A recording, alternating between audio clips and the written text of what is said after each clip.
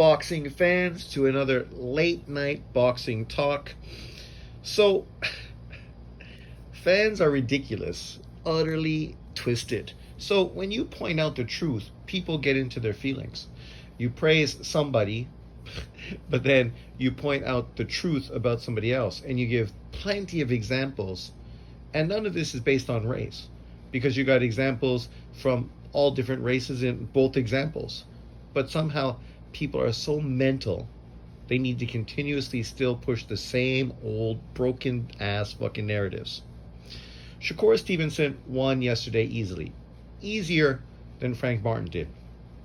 But he still wasn't entertaining. He still didn't put his foot to the metal.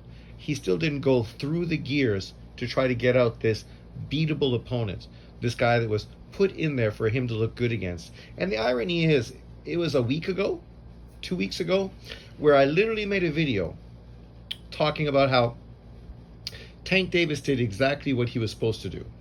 He went out there and got rid of his opponent in super exciting fashion. And because of that, people were praising him like crazy. Talking about him being the face of boxing. Everybody's putting him in their top 5 pound for pound.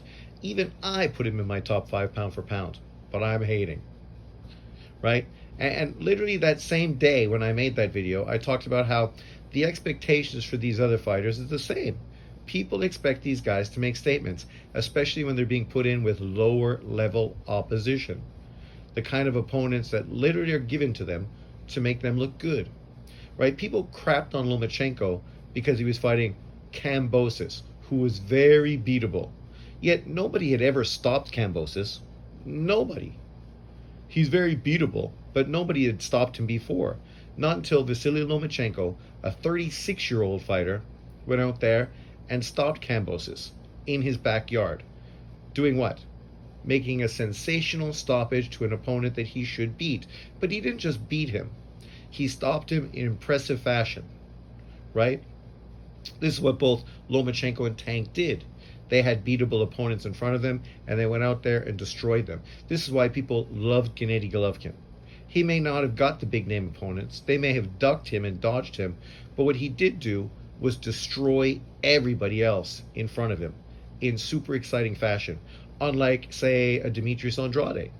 Fine, you could say people all ducked him, but the difference is when you put him in with very beatable opponents, often the fights were very drab and boring and mundane. He didn't entertain fans. He didn't grab your imagination. He didn't do what he needed to do to make himself bigger and put himself in a position where he could then get bigger and better fights. Because when this comes down to it, it's all about marketability and profit. People want to talk about racism. Yet none of this is about racism. These promoters don't give a fuck about what color you are or what country you come from. What they want to know is, can you generate money? And if you can, they're all over you. They're excited to have you, and they're excited to milk you and take advantage of you, because that's their job as promoters. Your job as a boxer is to make sure you get as much as you can out of every negotiation you're in. But you can only do that if you're coming from a place of strength. If you're coming from a place of weakness, it's going to be hard for you to negotiate the best deal possible for you. Now people are moaning and groaning about Top Rank not re-signing Shakur Stevens and making him look bad. But literally, this guy has been shitting on Top Rank for years now. Didn't give them credit for making him a 3-weight world champion. Moaned and groaned about fights he didn't get. Yet, Top Rank can only make the fights they can make. Right? You just moved into the 135-pound division. You just had your 3rd fight, and all of a sudden, you're acting as if, you're entitled to something. That you deserve something. What do you fucking deserve? Right? They just gave you a WBC champion. They just made you a 3-weight world champion. They just gave you what potentially could put you on the pound for pound list, which then helps you become more marketable, reach a bigger audience, and potentially get bigger and better fights. The irony is, you can look at Tank Davis fans who point this out towards all these fighters.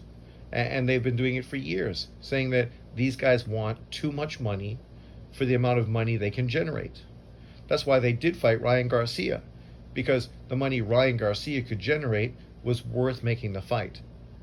Whereas Haney, Lopez, Shakur, these guys hope to get paid 50-50 with Tank, yet they don't generate the amount of money to make it worthwhile. Tank Davis can fight lower level opposition and make just as much money and doesn't have to share it with another fighter. And this is always what happens in boxing. Not that us boxing fans like it, because we don't care about the money. I don't care how much money Tank Davis, Shakur Stevenson, or any of these other guys are getting paid, right? I just want to see all these great fights. And the irony is, I want to see Tank Davis versus Shakur. I've literally been pushing for that fight. But Shakur is not entitled to fucking anything. Just like Golovkin wasn't entitled to anything. Just like many other fighters are not entitled to anything. But of course, people keep a different energy, right? They defended and justified people ducking and dodging Golovkin, but yet they're all in their feelings because people don't want to fight Shakur Stevenson. And then Shakur Stevenson is all over social media consistently, and consistently hating on Top Rank, calling out Lomachenko, moaning and groaning that he's not getting the fight, even though from what we've heard is that negotiation between Lomachenko and Tank Davis is happening. And it's about fucking time. It's been 7 years in the making. It's about time that fight got made. But to be fair, I'd be happy if Tank Davis fought Shakur. I'd be happy if he fought Lomachenko. I'd be happy if he fought fucking Zepeda, right? Any of those three fights would make me a happy camper. So I'm easily satisfied as long as Tank steps up and takes on somebody different, somebody that we see as being a real opponent. But we can understand why he wants Lomachenko. Lomachenko literally did what he had to do in his last fight. He won impressively. Shakur Stevenson has been in this 135-pound division for 3 fights now. And out of his 3 fights, he had 1 very impressive victory against the Japanese fighter, and then 2 very uninteresting performances. 1 downright boring fight, and now a fight where people feel he just didn't do as much as he could have. They feel he could have done more. Even the way he was talking between rounds was as if he could do more. And you would think he would have learned based on the fact that the fight before him, the boxer who was slick, didn't get hit, and really won the fight easily in O'Shaquie Foster, literally got robbed. So you think maybe that would put a spur in his ass to get him fucking throwing more punches and put some combinations together. You don't even need to knock a guy out. But if you're doing example what Keyshawn Davis did on the undercard, Keyshawn Davis was putting his punches together, landing very, very, very eye-catching shots, right? And that's why people think his performance was better than Shakur's performance, because it was more exciting, more entertaining to watch. He was landing some big punches. He didn't stop his opponent, but nonetheless, it was a super exciting fight because of the way he was letting his hands go, because of the punches that were landing, also because of the back and forth between both him and his opponent, where you could see they were both really, really trying their best to actually do something in there. And I'm not hating on Shakur. Shakur is the kind of fighter Shakur is. I said for a long time now, I think he is easily one of the top 10 pound-for-pound fighters in boxing. But just because you're one of the best fighters in boxing doesn't mean anybody wants to watch you fucking fight. Doesn't mean that you're marketable and you deserve to get paid so much money based on the fact that you don't really pull in the numbers. And people can say, well, that's not true. He does pull in the numbers. But yet you see all kinds of boxing fans, black, white, Latino, all being critical of him post-fight. It's not a race thing, because even black American boxing fans are being critical of him. And people want to act as if this is a race thing, but no. People felt the same way watching fucking Billy Joe Saunders, watching fucking Caleb Plant, watching fucking Usyk, watching Fury. Whenever people are box-first fighters who try to be defensive, they get criticized as boring, for the most part, because stylistically, it's probably the least entertaining style to watch in the ring. That's not hate. People have been saying the same fucking thing for years and years and years now. It's not going to change because literally casual fans want to fucking have excitement. That's why Ryan Garcia is getting so much attention. Because whether he's being exciting in the ring or being a complete fucking dumbass outside of the ring, saying stupid bullshit, people are paying attention to him. Not me, because I don't fucking want to listen to him anymore at all. Then every time he opens his mouth, he says something stupider than the last time. So it is what it is. But some people, they love it. They're reveling in it. They're making literally videos about him fucking every day. Go check out your favorite YouTube channel. I guarantee they probably made 10 fucking videos about him in the last week. Right? Because people think they can cash out on it and they can profit off of it. And that's why they're talking about it. Because it sells. Right? So this is the same. Teofimo Lopez fought a cherry pick opponent.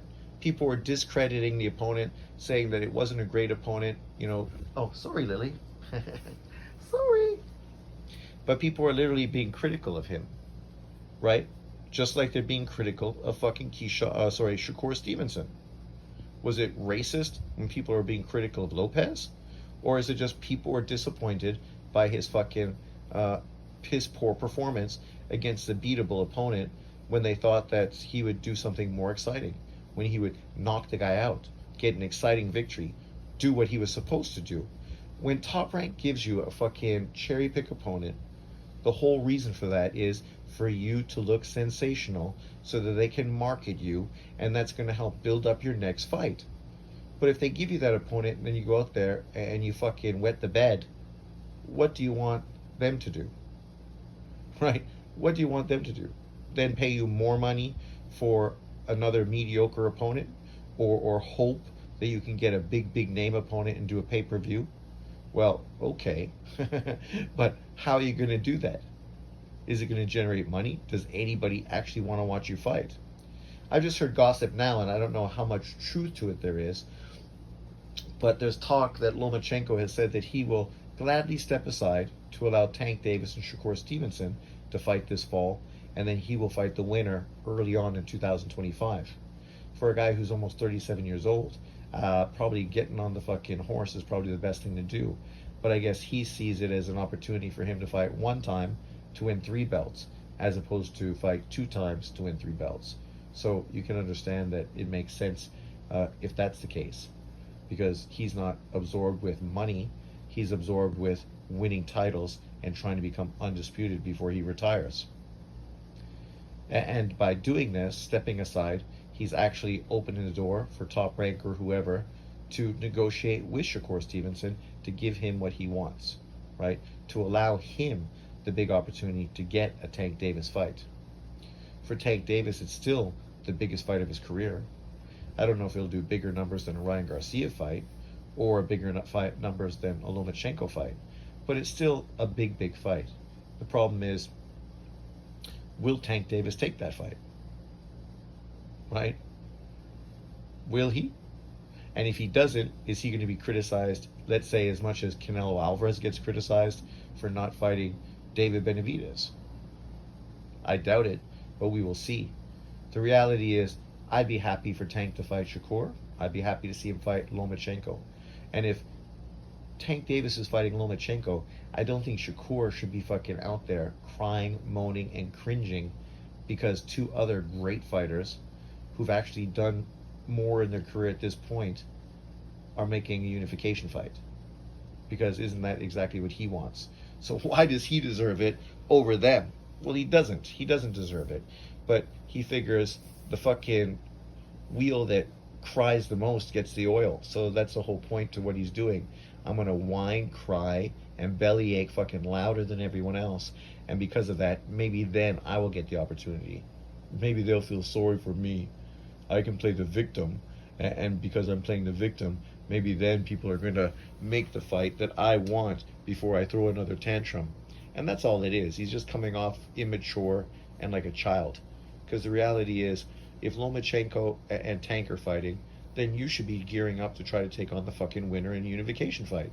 The same thing Lomachenko apparently is trying to do. That's what you should be doing. But, spoiled children are spoiled children. Doesn't matter where they're from or where they live.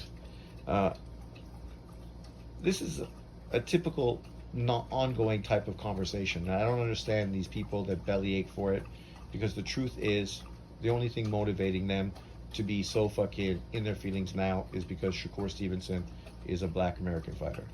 Because when this happens to everybody else, you never hear any of this kind of kickback.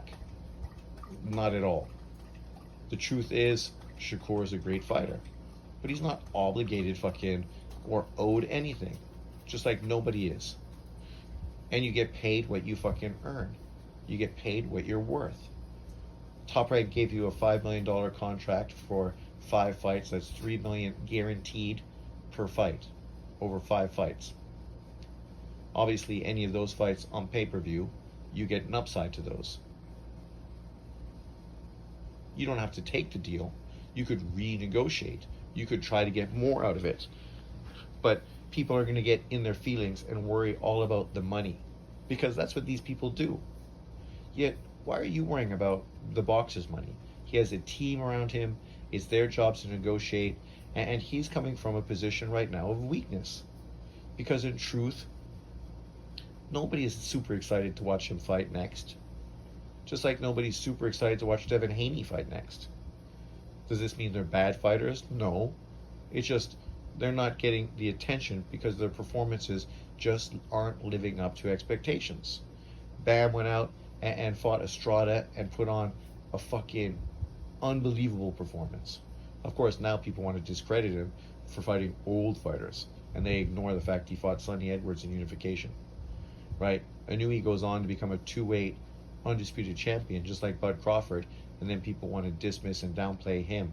See, the same people trying to dismiss and downplay fighters who are actually doing what they should do, entertaining, being sensational in the ring, and grabbing attention with great fucking performances, are the same ones cringing and fucking moaning that Shakur Stevenson is being criticized for a lackluster performance. And that's what it was.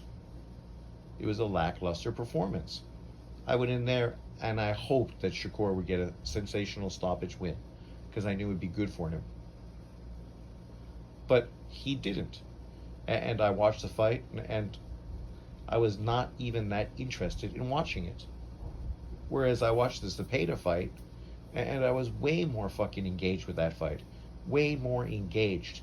Yet, if Zepeda and Shakur fight, I favor Shakur to win, even though Zepeda does have a difficult style, a pressure style, which could give Shakur some problems. We know Shakur would probably win the fight, but be very boring in the process. Not be come forward fighter that he was yesterday, because of course Zepeda is a completely different fighter than fucking Artem. He's a much harder puncher, and he's much more aggressive. So we know what we're going to see. The same thing we saw with Nakatila and De Los Santos. Defense first, boring fight, and potentially putting yourself in a position like Oshaki Foster, where potentially the judges might go against you. But, it is what it is. If you're going to perform like that, when you lose in the cards, you only have yourself to blame. Because it's not a surprise these judges are so mental. We've seen it fucking for years. We've seen tons of horrible scorecards, tons of horrible scoring. So when it happens, you can't be that shocked or that surprised, even though in truth, we can all sit there and go that Oshaki Foster was blatantly robbed. It was a terrible fucking decision on the card by the judges. And what the fuck were they watching? But it doesn't change anything. It is what it is. And potentially that's the situation Shakur is putting himself in with. Right? Because the very same thing could potentially happen to him if that's the way he chooses to fight against an aggressive fighter. This is not hate. This is just realism. You could change the names of every single person I just mentioned, and it wouldn't change the fucking conversation at all. The conversation would be exactly the same. Exactly the same. But, it is what it is. Let me know in the comment section below, who do you want to see Shakur fight next? Obviously, if he was with Top Rank, he would probably be fighting Lomachenko's countryman, to unify titles, while Lomachenko fought Tank Davis to unify titles, and obviously then Top Rank would try to make a undisputed unification fight with the winners. But guy's impatient, doesn't want to wait his turn, feels entitled, and basically walks away from these fights. So now where is he going to go? Is he going to fight William Zepeda? That's potentially a banana peel that may cost him a fucking victory. Potentially. You never know. And if he doesn't fight him, then who's he going to fight? He just opened the door for Keyshawn Davis to now fight the WBO champion, to become a WBO champion. So I hope that happens. I'd love to see Keyshawn Davis become a world champion by beating Lomachenko's countrymen and putting himself in the conversation with these other big dogs. Tough fights, all three of them, for a young guy like him. But nonetheless, it's exciting. We want to see these guys step up, step out, or show out. And that's exactly what Keyshawn wants to do. So more power to him. And the one thing he's doing that Shakur isn't doing is being more exciting. I mean, look at Abdullah Mason as an example. Another exciting fighter. Abdullah Mason was talked about in the interview after his victory, and talked about Keyshawn Shakur Stevenson. And he said, well, that's just the way Shakur fights. He's a defensive first fighter. You can't hate on him because that's the way he fights. So he does what he's comfortable with. And that's exactly the truth. And then he said, well, I'm more of an offensive fighter. And that's why he's a more exciting fighter who Top Rank down the road is going to be far more invested in pushing and promoting, because potentially he's going to be a superstar with a very exciting style of boxing. When we look at guys like Floyd, who didn't work out with Top Rank, or Shakur, who it didn't work out with Top Rank, you also had exciting fighters like Oscar De La Hoya and Manny Pacquiao, two super exciting fighters who eventually also left Top Rank. So, leave your comments below. Thanks for watching. Let me know what you think in the comment section below. Peace out. Enjoy your evening.